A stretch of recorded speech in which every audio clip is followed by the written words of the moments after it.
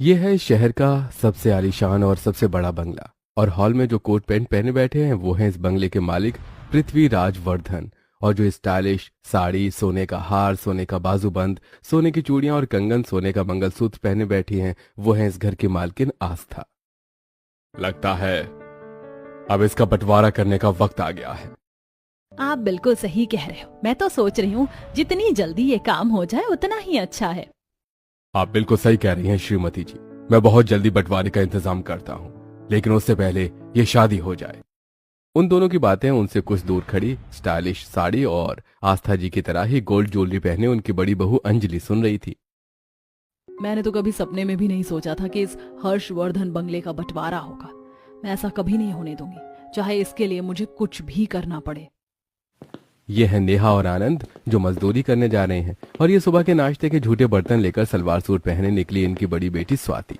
अब ये घर के सामने बने ओटले पर ही हमेशा की तरह झूठे बर्तन धोएगी और गंदा पानी भी बहाएगी, जिस वजह से अपने घर के दरवाजे पर खड़ी उसकी पड़ोसन ज्योति। ये तू क्या कर रही है स्वाति? तू बर्तन घर के सामने मत धोया कर। गंदा पानी पूरी रोड पर फैलता और बदबू भी आती है। घर के सामने बर्तन ना धोऊं तो कहाँ धोऊं ज्योति आंटी? मेरे घर के साथ साथ बाथरूम भी छोटा है, उसके अंदर बर्तन धोते नहीं बनते। मेरी मजबूरी समझा करो। भगवान भी कमाल करता है, किसी को हर्षवर्धन जैसे बंगले में पैदा करता है तो किसी को तेरे जैसे गरीब बनाकर भेजता है। भगवान की मर्जी के आगे हम क्या कर सकते हैं ज्योति आंटी? हर्षवर्धन बंगले में रह रहे लोगों का हर काम के लिए एक अलग कमरा है। हर कमरे में एक आलीशान bathroom, inbuilt entertainment room, 3-3 hall, penthouse, dining hall और ना जाने क्या क्या उस बंगले में। हर्षवर्धन बंगले के बारे में इतना कुछ आपको कैसे पता ज्योति आंटी?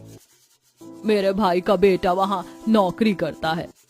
इधर ज्योति स्वाति को हर्षवर्धन हवेली के बारे में बता रही थी। उधर जिस कंस्ट्रक्शन साइट पर उसके माता पिता नेहा और आनंद काम कर रहे थे वहाँ ठेकेदार अशोक और बिल्डर संदीप।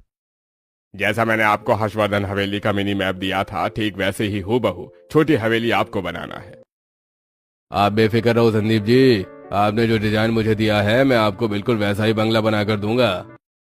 उन दोनों की बातें सुनकर सिर पर सीमेंट की बोरी रखे नेहा और आनंद। ये हम इस साल की चौथी ऐसी बिल्डिंग पर काम कर रहे हैं जो हर्षवर्धन हवेली की नकल होगी। इतना कहकर वो दोनों अपने काम में लग जाते हैं। 5 बजते ही छुट्टी होने पर नेहा और आनंद अपने घर के लिए पैदल ही निकलते हैं। जब तक वो घर पहुंचते हैं तब तक शाम के 6 बज जाते हैं। उनके घर पहुंचने से पहले ही स्वाति ने घर के कोने में बने चूल्हा स्टैंड पर रखे गैस चूल्हे पर सब्जी और रोटी बना ली थी।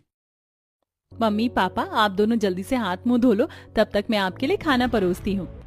नेहा और आनंद घर के छोटे से बाथरूम में रखे एक बाल्टी पानी से हाथ और मुंह धोकर आते हैं और अपने बेटे अजय और बेटी स्वाति के साथ फर्श पर चटाई बिछाकर उस पर बैठकर खाना खाते हैं। खाना खाने के बाद मैं तो बहुत थक गया हूँ, अब आराम से सोऊंगा। मुझे भी बहुत नींद आ रही है। स्वाति झूठे बर्तन एक तरफ रखकर चटाई के ऊपर ही बिछौना बिछा देती है, जिस पर लेटते ही नेहा और स्वाति गहरी नींद में सो जाते हैं। अजय पढ़ाई करने लगता है, जब तक स्वाति भी सुबह की तरह ही ओटले में झूठे बर्तन धोकर उन्हें गैस स्टैंड के पास रखकर। अजय रात बहुत होगी, चल अब तू भी सो जा, सुबह कॉलेज भी जाना है। स्वाति अपनी माँ के बगल में और अजय अपने पिता के बगल में लेटकर सो जाता है। रात में 2 बजे प्यास की वजह से नेहा की नींद खुल जाती है। तभी वो देखती है कि स्वाति का कुर्ता ऊपर हो गया था और उसका पेट दिख रहा था। स्वाति का कुर्ता नीचे करते हुए, हे भगवान, मेरी पूरी जिंदगी इस गरीबी और मजदूरी में ही बीत गई, लेकिन मेरी बेटी के साथ ऐसा मत करना। उसने अपनी पूरी जिंदगी एक कमरे वाले घर में बिताई है, लेकिन ससुराल उसको ऐसा देना कि जहां कम से कम उसका एक अपना अलग कमरा हो और वो चैन से रह सके। अब ऐसे ही सोचती हुई नेहा सो जाती है। अगली सुबह अपने मम्मी पापा के काम पर और छोटे भाई के कॉलेज जाने के बाद स्वाति घर के सामने वाले ओटले पर कपड़े धो रही थी कि तभी वहां से गुजर रही कार पर उससे गंदे पानी के छींटे पड़ जाते हैं। उसके घर से कुछ दूरी पर कार रुकती है। घबराई हुई स्वाति कार के पास जाकर, मुझे माफ कर दीजिए, गलती से गंदे पानी का छींटा आपकी कार पर पड़ गया, मैं भी साफ कर देती हूँ। कार का दरवाजा खोलकर रॉयल बंगाली साड़ी और बंगाली गोल्डन ज्वेलरी पहने अंजलि बाहर निकलती है। अरे आप तो हर्षवर्धन हवेली की बड़ी बहू अंजलि जी हैं, प्लीज मुझे माफ कर दीजिए। आप इतना घबरा क्यों रही हो? मैंने तो आपको कुछ कहा भी नहीं, और कार पर सिर्फ गंदा पानी ही तो पड़ा है, कौन सा कोई बड़ा नुकसान हो गया? आप शांत रहिए। मैंने जैसा सुना था हर्षवर्धन हवेली की बहू बिल्कुल वैसी है, एकदम सभ्य और शांत। तभी वहां अजय प्लाई लेकर पहुंचता है। दीदी देखो मैं तुम्हारे लिए क्या लाया हूँ। तू तो कॉलेज गया था ना, और ये क्या उठा लाया? अरे दीदी मैं कॉलेज ही जा रहा था, लेकिन रास्ते में पड़ने वाली कबाड़ी की दुकान में ये बहुत सस्ते कीमत पर बिक रही थी, तो मैं इसे तुम्हारे लिए ले आया।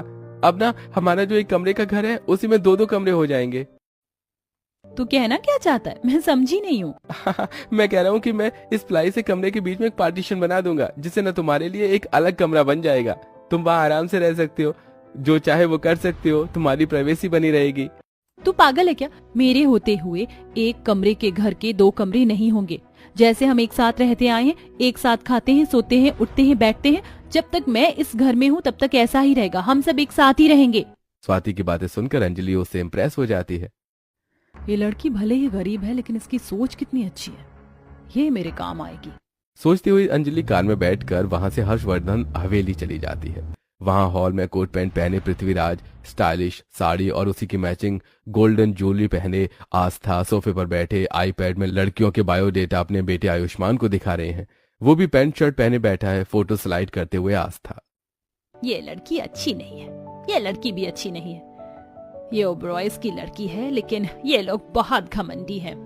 ये तो सिंघानिया की बेटी रूबी है। ये लोग कुछ ज्यादा ही मॉडर्न ख्यालों के हैं।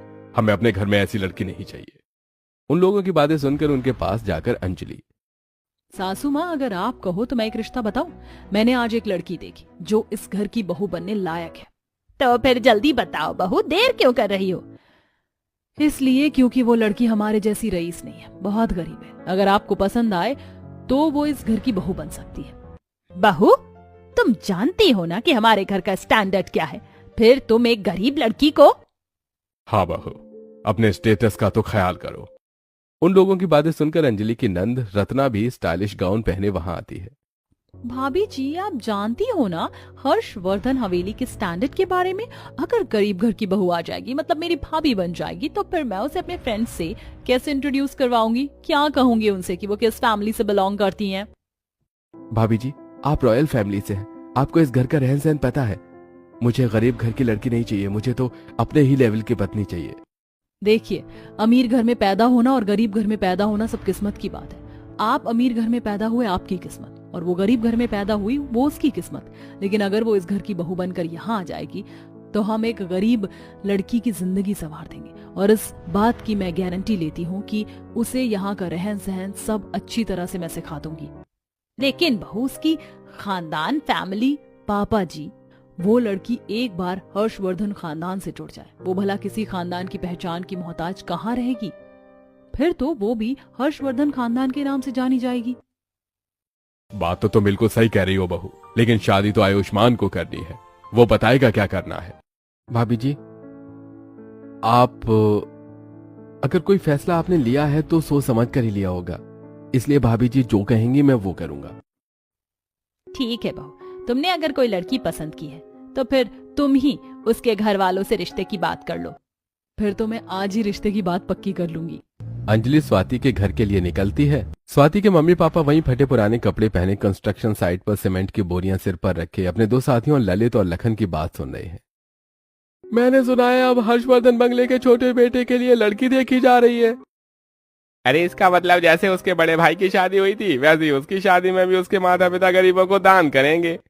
वो दोनों आपस में बातें कर ही रहे थे कि तभी वहां अंजलि की कार आकर रुकती है। कार से उतरकर अंजलि, एक्सक्यूज मी, क्या आप लोग मुझे बता सकते हैं कि नेहा जी और आनंद जी इस वक्त मुझे कहाँ पर मिलेंगे?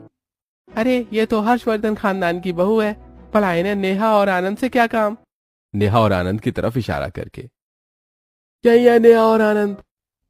मैं आपसे मिलने आपके घर गई थी तो आपकी बेटी से पता चला कि आप यहाँ मजदूरी कर रहे हैं, तो मैं आपसे मिलने यहीं चली आई। मुझे आपसे बहुत जरूरी काम है। जी मेम साहब, बताइए आपको हमसे क्या काम है? देखिए, मैं घुमा फिरा की बात नहीं करूंगी। मैं अपने देवर के लिए आपकी बेटी का हाथ मांगने आई हूँ। ये कैसा मजाक है मेम साहब? देखिए मेम साहब, हम गरीबों से इस तरह का मजाक अच्छा नहीं है। मैं मजाक नहीं कर रही हूँ, सच कह रही हूँ। मैं सच में अपने देवर की शादी आपकी बेटी से करवाना चाहती हूँ। मेम साहब, आपने हमारी बेटी को कब देखा और उसमें ऐसा क्या देखा कि उसे एक कमरे के घर में रहने वाली को हर्षवर्धन हवेली की बहू बनाने का फैसला कर लिया? मैं आज सुबह ही आपकी बेटी से मिली हूँ और मुझे उसमें अपनी देवरानी बनने के सारे गुण दिखे और मैं कोई सही फैसला करने में देर नहीं करती। अब आप अपना फैसला बताइए। कहीं मैं सपना तो नहीं देख रहा ना? अगर ये सपना है तो मैं सपने में ही अपनी बेटी को हर्षवर्धन हवेली की बहू बनते देखना चाहता हूँ। भगवान करे ये सपना कभी कभी ना खत्म हो। इसका मतलब आपने इस रिश्ते के लिए हामी भर दी है। किस्मत एक गरीब का दरवाजा खटखटाए और वो गरीब दरवाजा न खोले, ऐसा कभी हो सकता है क्या? ठीक है, फिर मैं आज से ही हर्षवर्धन हवेली में शादी की तैयारियां शुरू करवाती हूँ। और हाँ, आपको शादी में होने वाले खर्च की चिंता करने की कोई जरूरत नहीं। इस शादी का खर्चा हर्षवर्धन खानदान ही उठाएगा। हर्षवर्धन बंगले को वहां के नौकर संतोष, काजल, मुस्कान, अजय और रोहन फूलों की माला से सजाने लगते हैं। गार्डन की घास लॉन मोवर से कट करते हैं। पूरी हवेली में लाइट्स लगाते हैं। नौकरों को काम करता देख डिजाइनर साड़ी और उसी की मैचिंग गोल्डन ज्वेलरी पहने अंजलि। सारी तैयारियां अच्छे से होनी चाहिए। मेरे इकलौते देवर की शादी है, कुछ कमी नहीं रहनी चाहिए। तभी वहां अंजलि का पति विवेक आता है। अंजलि, तुम बेवजह ही परेशान हो रही हो। सब तैयारियां प्लान के हिसाब से ही चल रही हैं। सुबह से लगी हुई हो, थोड़ा आराम कर लो। अभी मैं आराम कैसे कर सकती हूँ विवेक? अभी मुझे शादी की शॉपिंग के लिए जाना है। अच्छा ठीक है, तुम यहाँ ध्यान रखो, मैं सासू माँ के साथ शॉपिंग करने जा रही हूँ। अंजलि अपनी सास को साथ लेकर कार से शहर के सबसे अच्छे ज्वेलर से स्वाति के लिए सोने की ज्वेलरी जैसे कमरबंद, बाजूबंद, मंगलसूत्र, नाक की नथ, कान के झुमके, हार, कंगन, चूड़ियां, अंगूठियां, पायल और बिछिया खरीदती है। ज्वेलरी शॉप के बाहर ज्वेलरी से भरा बैग पकड़े अंजलि। मेरी होने वाली देवरानी के गहनों की शॉपिंग तो हो गई, अब उसके और देवर जी के लिए डिजाइनर लहंगा और उसकी मैचिंग शेरवानी खरीदना बाकी है। बहू, तुम्हें इतना खुश मैंने पहले कभी नहीं देखा। तुम्हें देखकर ऐसा लग रहा है जैसे तुम्हारी ही शादी हो। सासू माँ, मैं खुश क्यों ना हूँ, मेरा प्लान जो सक्सेसफुल होने वाला है। अंजलि शादी की शॉपिंग में बिजी थी तो बंगले सजाने के बाद सभी सर्वेंट स्वाति के घर को भी फूलों और लाइटों से सजा देते हैं और फिर स्वाति के घर के सामने ही गुलाब के फूलों से शादी का मंडप तैयार करते हैं। हर्षवर्धन हवेली के सर्वेंट्स को मंडप सजाता देखकर अपने घर के दरवाजे पर खड़ी स्वाति को पड़ोसन ज्योति नेहा से, तेरी बेटी के तो भाग्य ही चमक गए। वो पूरी जिंदगी हर एक चीज के लिए तरसी और आज वो ऐसे घर में जाएगी जहाँ भगवान ने हर चीज जरूरत से ज्यादा दी है। हर्षवर्धन हवेली सज चुकी थी। स्वाति का घर बारात की मेहमान नवाजी करने के लिए तैयार था। शाम होते ही डिजाइनर साड़ी की मैचिंग ज्वेलरी पहने आस्था, कोट पैंट पहने पृथ्वीराज और विवेक, डिजाइनर लहंगा और उसकी मैचिंग ज्वेलरी पहने अंजलि, गाउन का मैचिंग नेकलेस पहने रत्ना और हर्षवर्धन हवेली के सभी नौकर डिजाइनर इंडो वेस्टर्न शेरवानी पहने घोड़ी पर सवार आयुष्मान की बारात लेकर स्वाति के घर पहुंचते हैं। स्वाति भी डिजाइनर लहंगा और अंजलि के खरीदे हुए गहने पहने मंडप में आयुष्मान का इंतजार कर रही थी। उसी के पास नई साड़ी, नई शर्ट पैंट और कुर्ता पजामा पहने उसके भाई और मम्मी पापा भी बैठे थे। अब 7 फेरे लेकर स्वाति आयुष्मान के साथ अपने घर से विदा होकर हर्षवर्धन बंगले में जाती है। बंगले के हॉल की तरह ही फर्निश्ड और आलीशान बेडरूम के बेड में स्वाति पहली सुबह नींद खुलते ही नहाने के लिए बाथरूम ढूंढती है। जैसे स्वाति बेडरूम से अटैच वॉशरूम की दरवाजा खोलती है तो उसे दिखता है जकूजी, बाथटब, शावर और चमचमाती फर्श। ये क्या है भला? यहाँ करते क्या होंगे? ज्योति आंटी ने मुझे बताया था कि हर्षवर्धन बंगले में हर काम के लिए अलग कमरा होता है, तो इस कमरे का बाथरूम भी अलग कमरे में ही होगा। ये सोचकर स्वाति एक हाथ में साड़ी लिए और दूसरे में टॉवल बाथरूम ढूंढने निकल पड़ती है। स्वाति पहला दरवाजा खोलती है तो उसे दिखता है मिनी थिएटर। इस कमरे में क्या इतनी सारी कुर्सियां रखी हुई हैं? फिर दूसरे दरवाजे के पीछे दिखता है फुली फर्निश्ड मॉड्यूलर किचन। अब ये कौन सा कमरा है? दिखने में तो किचन लग रहा है। नहाने के बाद ही किचन के अंदर कदम रखूंगी। तीसरे दरवाजे के पीछे एंटरटेनमेंट रूम में पूल टेबल देखकर, बड़ी अजीब सी टेबल है, इसका क्या इस्तेमाल होता होगा? बड़े लोग हैं, कुछ ना कुछ तो करते ही होंगे। चौथे दरवाजे के पीछे स्वाति देखती है पेंटिंग्स का कलेक्शन। अब एक एक करके स्वाति ने फर्स्ट फ्लोर के सभी कमरों के दरवाजे खोलकर देखे, लेकिन उन कमरों में उसे बाथरूम कहीं नहीं दिखता। तभी वो निराश वापस अपने बेडरूम में आ जाती है। तब तक आयुष्मान की नींद भी खुल चुकी थी। नाइट ड्रेस पहने आयुष्मान, स्वाति ये तुम साड़ी और टॉवल ये कहाँ से चली आ रही हो? इस कमरे में बाथरूम नहीं था तो मैं बाथरूम ढूंढने गई थी, लेकिन मुझे बाथरूम कहीं नहीं मिला। तभी वॉशरूम का दरवाजा खोलकर आयुष्मान, अरे ये है हमारे बेडरूम से अटैच आलीशान वॉशरूम। वॉशरूम मतलब? अरे वॉशरूम मतलब बाथरूम। मैंने कभी ऐसा बाथरूम नहीं देखा ना, इसीलिए मैं पहचान नहीं पाई। मेरे घर के छोटे बाथरूम में एक नल लगा है, उसके नीचे बाल्टी रखी है और बस। अरे चलो मैं तुम्हें वॉशरूम के बारे में बताता हूँ। अब नहा धोकर नई साड़ी और शादी वाले गहने पहनकर स्वाति किचन में जाती है, जहां इलेक्ट्रॉनिक चूल्हे पर दम बिरयानी का बड़ा सा बर्तन और किचन की जल रही सभी लाइट्स को देखकर। इस हवेली के लोग बिजली की बचत करना जानते ही नहीं है, बेवजह ही लाइट चालू करके रखते हैं। ये सोचकर स्वाति वॉल में लगे सभी स्विच ऑफ कर देती है, जिसमें इलेक्ट्रिक चूल्हे का स्विच भी था। स्विच ऑफ करने के बाद स्वाति किचन से बाहर जाती है। उसे किचन से बाहर जाते हुए हेड ऑफ द सर्वेंट वो टाई लगाए ब्लैक कोट और पैंट पहने संतोष देख लेता है। अरे, ये छोटी बहू रानी किचन में क्या कर रही थी? सुबह के नाश्ते के बाद हॉल की तरह ही फर्निश डाइनिंग हॉल में बैठे स्टाइलिश कुर्ता पजामा पहने पृथ्वीराज जी, विवेक और आयुष्मान, स्टाइलिश साड़ी और गोल्डन ज्वेलरी पहने आस्था, स्वाति और अंजलि और स्टाइलिश वेस्टर्न गाउन पहने रत्ना को black and white coat pant मतलब सर्वेंट ड्रेस पहने काजल, मुस्कान, अजय और रोहन शाही पनीर, दही बड़ा, आलू पराठा, मशरूम और सब्जी और तंदूरी रोटी सर्व करते हैं। लास्ट में संतोष सबको दम बिरयानी सर्व करता है। दम बिरयानी का पहला बाइट लेते ही पृथ्वीराज जी, अरे, आप इस हवेली के सबसे भरोसेमंद और सबसे पुराने सर्वेंट हैं और आप ही से इतने स्पेशल ओकेजन पर गलती हो गई। कौन सी गलती सर? आपकी बनाई ये दम बिरयानी अच्छे से नहीं पकी। ये कैसे हो गया? ध्यान रहे आगे से ऐसी गलती ना हो। संतोष को डांट पड़ती देखकर उसके नीचे काम कर रहे सभी सर्वेंट उस पर हंसते हैं। तभी स्वाति की तरफ देखकर संतोष, मैंने इसे किचन से बाहर निकलते हुए देखा था, जरूर इसी ने स्विच ऑफ किया होगा। इस लड़की की औकात मेरे सामने खड़े होने तक की नहीं है और आज इसकी वजह से मुझे पहली बार डांट पड़ी और ये सब भी मुझ पर हंस रहे हैं। मैं अब इसे इसकी औकात दिखाऊंगा। बहू, जल्दी से खाना खा लो, फिर अपने खानदानी परंपरा के अनुसार तुम्हारे हाथों शहर के गरीबों को तोहफे भी तो बांटने हैं। न जाने आज तुम्हारे हाथों आज किस किस की किस्मत चमकेगी। तोहफे पाने की उम्मीद में सुबह से ही शहर के लोग हर्षवर्धन बंगले के गार्डन में इकट्ठा होने लगे थे। लंच करने के बाद पृथ्वीराज जी अपनी छोटी बहू स्वाति के हाथों उन्हें प्रॉपर्टी के पेपर, सोने के सिक्के और कपड़े बंटवाते हैं। उस भीड़ में मैले कपड़े पहने शामिल ललित और लखन को स्वाति प्रॉपर्टी के पेपर देती है। इस हवेली के लोग सच में बहुत बड़ा दिल रखते हैं, मेरी तो किस्मत ही खुल गई। अरे भगवान करे इस हवेली में हमेशा खुशियां बनी रहे और हम जैसे गरीबों का भला होता रहे। जिस समय स्वाति गरीबों लोगों को तोहफे बांट रही होती है, उसी समय अंजलि के कमरे में जाकर आयुष्मान, भाभी जी, आप ही ने मेरी शादी एक कमरे के घर में रहने वाली लड़की से करवाई है। अब आप ही उसे इस घर के तौर तरीके सिखाइए। उसे कुछ भी नहीं आता है, सुबह बाथरूम ढूंढ रही थी। आप चिंता मत करिए देवर जी, मैं अपनी देवरानी जी को सब सिखा दूंगी। लोगों को तोहफे बांटकर स्वाति के फ्री हो जाने के बाद संतोष को साथ लेकर अंजलि स्वाति को हर्षवर्धन बंगले के हर एक कमरे में ले जाकर उसके बारे में बताती है। शुरुआत हॉल की लाइटिंग से करती है। स्वाति को हॉल ले जाकर अंजलि ताली बजाती है तो लाइट हॉल की ऑन हो जाती है।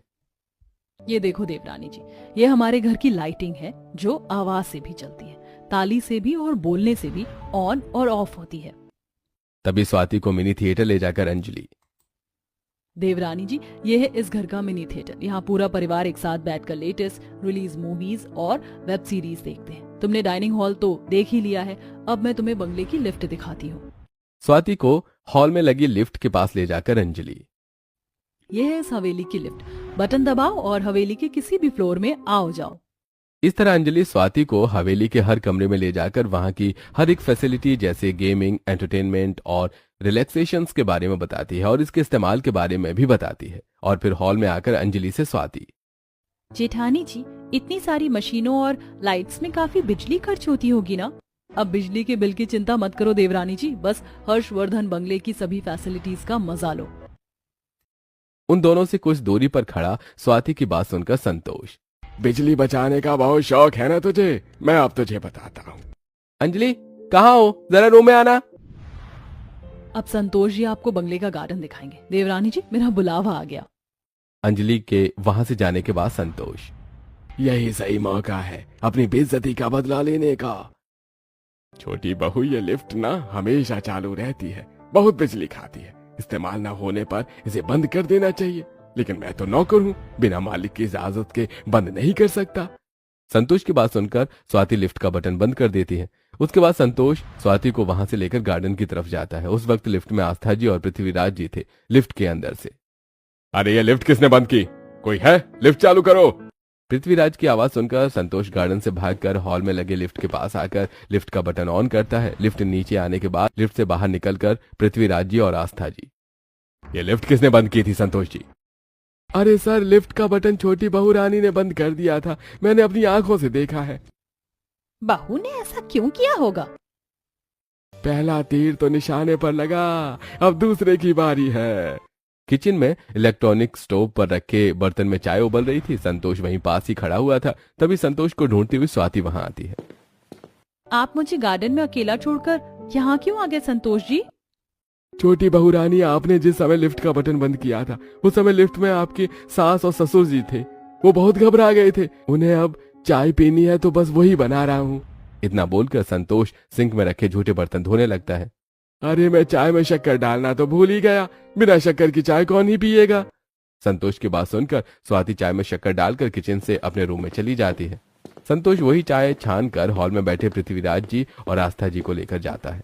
चाय का पहला घूंट पीते ही पृथ्वीराज जी, आपको तो पता है ना संतोष जी, मुझे डायबिटीज है, फिर चाय में शक्कर क्यों डाली? अरे, मैंने तो नहीं डाली सर, ये काम आपकी छोटी बहू का है। छोटी बहू, हॉल में आओ। पृथ्वीराज की आवाज सुनकर कुछ ही देर में स्वाति हॉल में उनके पास आती है। बहू, तुम्हें चाय में शक्कर डालने को किसने कहा था? किसी ने नहीं पापा जी, मैंने तो बस संतोष जी की मदद। इस हवेली में इतने सारे नौकर हमारे काम करने के लिए ही है, तुम्हें उनकी मदद करने की कोई जरूरत नहीं है। तुम्हारी वजह से हम लिफ्ट में फंस गए थे और अभी तुमने चाय में शक्कर डाल दी। अब तुम्हें अपने तरीके बदलने होंगे। अपने ससुर की बातों की वजह से स्वाति की आंखों में आंसू आ जाते हैं। अरे वाह, मुझे तो मजा आ गया। अब अगली चाल की बारी है। अब ऐसे ही सोचता हुआ संतोष वहां से चला जाता है। वहीं अंजलि स्वाति को हवेली के सभी तौर तरीके, जैसे कैसे रहना है, कैसे उठना है, कैसे बैठना है, कैसे खाना है, कैसे बात करना है, ये सब सिखा देती है। उसे स्टाइलिश भी बना देती है। स्वाति अंजलि को बड़ी बहन मानने लगती है और उसकी हर बात मानती है। एक दिन हॉल में बैठे बनारसी साड़ी और उसकी मैचिंग ज्वेलरी पहने आस्था और कोट पैंट पहने पृथ्वीराज जी और आयुष्मान। अब तुम्हें जाना होगा, आखिर कब तक इंतजार करोगे? हाँ ठीक है, मैं बहुत ही जल्द स्वाति को अपने साथ ले जाऊंगा। आप सारे पेपर वर्क कंप्लीट करवा दीजिए। वो तीनों जब आपस में बातें कर रहे थे तभी वहां अंजलि आ जाती है, लेकिन सिर्फ अधूरी बात सुनकर भागकर स्वाति के रूम में जाती है। उस समय स्वाति अपने रूम में आईने के सामने खड़ी साड़ी पहने ज्वेलरी पहन रही थी। चाहे कुछ भी हो जाए, सासू माँ या पापा जी जो कुछ भी कहे, तुम यहाँ से कहीं भी जाने को तैयार मत होना। उनसे साफ कह देना कि मैं ये घर छोड़कर कहीं नहीं जाऊंगी। आखिर हुआ क्या जेठानी जी, आप इतना घबराई हुई क्यों हैं? बस इतना समझ लो देवरानी जी, मैं तुम्हें इस हवेली में जिस काम के लिए लाई थी, अब वो काम करने का वक्त आ गया है। छोटी बहू, जरा हॉल में आना, तो कुछ जरूरी बात करनी है तुमसे। आस्था जी की बात सुनकर स्वाति के साथ अंजलि भी हॉल में जाती है। बहू, तुम्हारी शादी को काफी टाइम हो गया है, लेकिन अब तक तुम कहीं बाहर घूमने नहीं गई। बताओ कहाँ जाओगी? स्विट्जरलैंड या ऑस्ट्रेलिया या फिर अमेरिका? मैं ये घर छोड़कर कहीं नहीं जाऊंगी। जिसे जो करना है कर ले, मैं कहीं नहीं जाऊंगी।